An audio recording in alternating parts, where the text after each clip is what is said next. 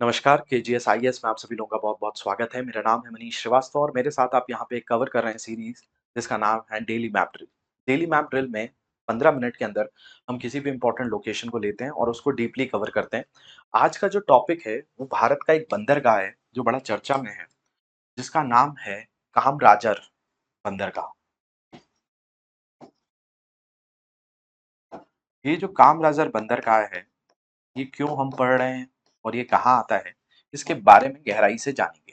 तो चलिए शुरुआत कर लेते हैं। तो सबसे पहले अगर हम इस बंदरगाह के बारे में बात करें तो ये बंदरगाह कहाँ है? ये भारत के तमिलनाडु में आता है और चेन्नई से बड़ा नज़दीक ही है। इसका पुराना नाम क्या था? एन्नोर हुआ करता था। अभी इसका नाम भी बदल चुका है। इसका नाम कामराजार बंदरगाह हुआ है। अब ये कामराजार बंदरगाह क्यों चर्चा में है? क्योंकि कामराजार पोर्ट लिमिटेड केपीएल ने सफलतापूर्वक अपना कैपिटल रेजिंग फेज 6 प्रोजेक्ट पूरा किया है। तो इस पे एक प्रोजेक्ट को कंप्लीट हुआ है जिसका नाम क्या है? Capital raising phase number 6। अब इससे क्या होगा? इसके साथ ही विशाखापट्टनम के बाद ये भारत का दूसरा ऐसा प्रमुख बंदरगाह बन गया है जिसकी ऑपरेशनल ड्राफ्ट क्षमता 18 मीटर है। यानी जैसे विशाखापट्टनम को भारत का सबसे गहरा बंदरगाह माना जाता है, उसी क्रम में ये भी एक बड़ा ही महत्वपूर्ण कड़ी हमने हासिल करी है। किसके ज़रिए? तो कैपिटल ड्रेजिंग जो 6 प्रोजेक्ट है उसको पूरा करके। किस जगह पर? Kamarajar port limited. देखिए इंडिया में अगर हम इम्पोर्टेंट पोर्ट्स की बात करें, तो आपको मिलेगा कि गुजरात में एक महत्वपूर्ण बंदरगाह है, जिसका नाम कांडला था, अभी इसका नाम दीनदयाल उपाध्याय के नाम पे रख दिया गया है। तो एक ये अंतर्राष्ट्रीय बंदरगाह है, दीनदयाल बंदरगाह। मुंबई में आपके 2 बंदरगाह हैं। एक कहलाता है जवाहरलाल नेहरू पोर्ट ट्रांसपोर्ट, इसी को नाभा शिवा कहते हैं, और मुंबई जो कि भारत का सबसे व्यस्ततम बंदरगाह है। ऐसे ही गोवा में है मोर्मुगांव, फिर कर्नाटक में है मंगलूर, इसके अलावा केरल में है कोच्चि। तमिलनाडु के अंदर 3 बंदरगाह आते हैं, एक एन्नोर, दूसरा चेन्नई और सबसे दक्षिणतम क्षेत्र में है तूतीकोरिन जिसका नाम वीओ चिदम्बरनार पोर्ट किया गया है। ऐसे ही इस एन्नोर का नाम बदलकर कामराजार पोर्ट किया गया जिसपे हाल ही में ये प्रोजेक्ट पूरा हुआ है। दूसरा चेन्नई है जो कि एक कृत्रिम बंदरगाह के तौर पे देखने मिलता है। आंध्र प्रदेश में विशाखापट्टनम है, उड़ीसा में पारादीप है और पश्चिम बंगाल में हल्दिया और कोलकाता ये द्वीप देखने मिलते हैं।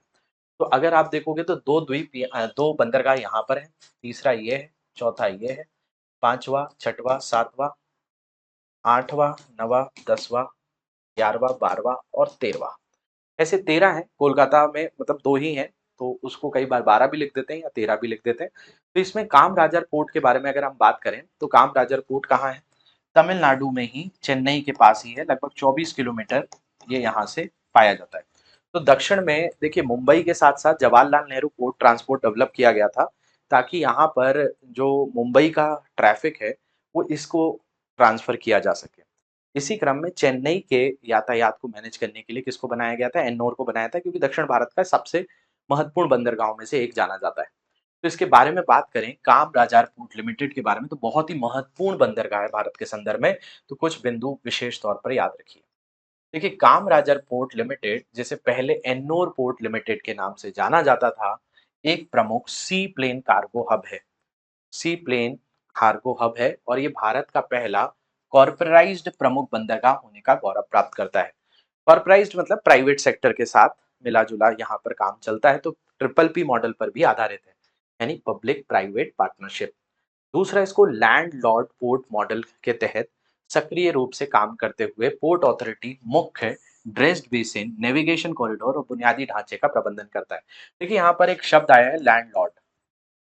लैंडलॉर्ड शब्द आप लोगों ने कई बार सुना होगा कि जब कोई अपना घर किसी को किराए पे दे देता है तो वो लैंडलॉर्ड कहलाता है कि उस भूमि का मालिक कौन है? वो तो वो व्यक्ति है लेकिन किराए से कोई और रह रहा है। तो इसी तरीके से सरकार ने इसको किस मॉडल पे रखा है? लैंडलॉर्ड पोर्ट मॉडल पे रखा है। यानी ये है तो सरकार का लेकिन चलाती क्या है? प्राइवेट कंपनी कॉर्पोरेटाइज़ में एक वर्ड हमने यहाँ पे यूज़ किया था कॉर्पोरेटाइज़। तो ये कॉर्पोरेट टाइज्ड है और इसी को आप कई बार पीपीपी मॉडल भी कहते हो, पब्लिक प्राइवेट पार्टनरशिप मॉडल। तो उसके तहत ये कामराजार बंदरगाह देखने मिलता है। जबकि टर्मिनल संचालन को पब्लिक प्राइवेट पार्टनरशिप या कैप्टिव आधार पर निजी संस्थाओं को लीज पे देते हैं और लैंडलॉर्ड पोर्ट मॉडल के तहत सक्रिय रूप से काम करते हुए पोर्ट अथॉरिटी मुख्य ड्रेस बेसिन नेविगेशन कॉरिडोर बुनियादी ढांचों का प्रबंधन करती है। तो इसमें जो है पोर्ट अथॉरिटी ये सारी चीजों का काम करती है, बाकी टर्मिनल जो भी है यहाँ पे वो संचालन पब्लिक प्राइवेट पार्टनरशिप के आधार पर चलता है। ठीक है, ये कामराजार पोर्ट के बारे में है। इसका नाम जो है तमिलनाडु के एक मुख्यमंत्री भारतीय स्वतंत्रता सेनानियों में से एक, जिनका नाम था के कामराज, उनके नाम पे रखा गया, जिनको भारतीय राजनीति का किंग मेकर भी कहा जाता है। आगे बढ़ने से पहले आप लोगों के लिए इन्फॉर्मेशन है कि जो स्टूडेंट्स मेरे साथ इस सेशन को देखते हैं वो आप मेरे साथ और भी गहराई से न्यूज़पेपर एनालिसिस को पढ़ सकते हैं। रोजाना सुबह 7:15 बजे मैं आप लोगों के लिए एक सेशन लेकर आता हूँ जिसमें हम न्यूज़पेपर को डेप्थ में पढ़ते हैं। द हिंदू, इंडियन एक्सप्रेस जैसे महत्वपूर्ण अखबारों में जो भी महत्वपूर्ण खबरें आती हैं उनको मैं यहाँ लेकर आता हूँ। तो डेली न्यूज़ एनालिसिस में आप इस सेशन को देख सकते हैं। यूट्यूब पर ये लाइव सेशन होता है KGS के चैनल पर। तो बिना देरी किए इसको ज़रूर देख लीजिए, प्लेलिस्ट बनी हुई है जिसमें जाकर आप बाकी सेशंस का भी लाभ उठा सकते हैं। चलिए आगे बढ़ते हैं। जैसा मैं आपको बता रहा था ये कहाँ आता है, तो भारत के जिस क्षेत्र में आता है उस क्षेत्र का नाम है तमिलनाडु। तो इसकी भौगोलिक स्थिति क्या है, ये भारत के पूर्वी तट पर कोरोमंडल तट पर स्थित है। कहाँ पर स्थित है, कोरोमंडल तट पर ये स्थित बताया जाता है। इसकी निकटता क्या है, तो तमिलनाडु राज्य में चेन्नई से लगभग 24 किलोमीटर उत्तर में स्थित है। चेन्नई के नियर बाई है, और ये मैंने बताया था चेन्नई के ही ट्रैफिक को मैनेज करने के लिए इसको बनाया गया था। तो ये मात्र 24 किलोमीटर कहाँ से है, चेन्नई से। तीसरी बात, ये प्रमुख बंदरगाह के रूप में इसकी घोषणा जो हुई थी वो मार्च 1999 में इंडियन पोर्ट्स एक्ट 1908 के तहत औपचारिक रूप से भारत का 12वां प्रमुख बंदरगाह घोषित किया गया था। 1999 में बना है। पहले नाम क्या था, एन्नोर था, अब नाम बदल गया है।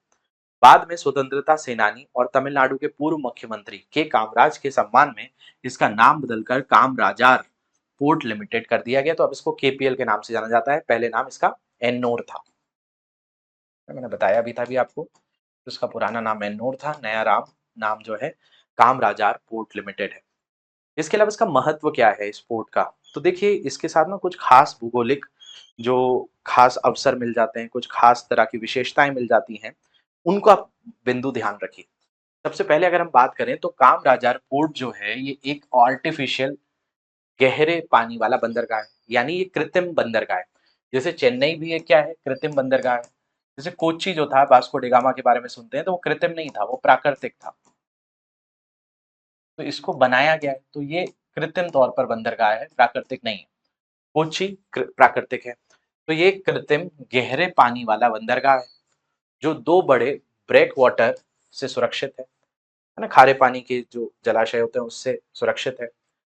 इससे पानी शांत रहता है और साल भर सुरक्षित और बिना रुकावट के जहाजों का संचालन हो पाता है। तो बहुत आसानी से यहाँ जहाज आ पाते हैं, बाधा रहित, और आसानी से इनका प्रवाह यहाँ पे हो पाता है। ठीक है, इसके अलावा मजबूत मल्टी मॉडल कनेक्टिविटी, कुशल रेल, सड़क, VTMS और बड़े स्टोरेज की सुविधा कार्गो की निर्बाध आवाजाही सुनिश्चित करती है।